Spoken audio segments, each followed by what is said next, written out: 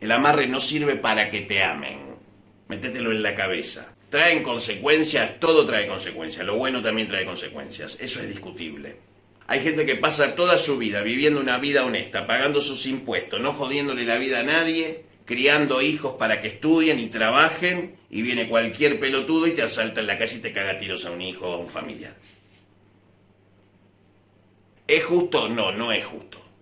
Pero Pablo, me estás queriendo decir que es malo hacer un amarre. No, te estoy diciendo que es negativo. Estamos usando energía negativa para producir un resultado. El amarre es para una persona que tiene claro que quiere atraer a otra por medios sexuales. Para otra cosa no sirve el amarre.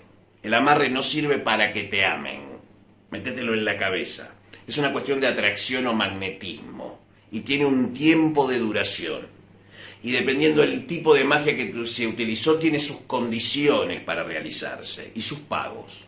Nadie te va a hacer un amarre gratis. Quien te haga un amarre gratis está loco, está dilapidando su vida, ¿sí? Nadie debe hacerle un amarre gratis a nadie, porque eso es perder prosperidad. Por eso vos, que sos brujo o bruja, o mal santo, o avalorillá, o trata de quimbanda, que no me estás cobrando los amarres, empezá a cobrar, mi viejo, porque esto la pasan bien y vos, para un 4 pies tenés que llamar a 500 hijos que solo vienen a llorar, pero cuando están bien se olvidan. Así que, papu, a mover ese terreno, claro, yeah. ¿Son negativos los amarres?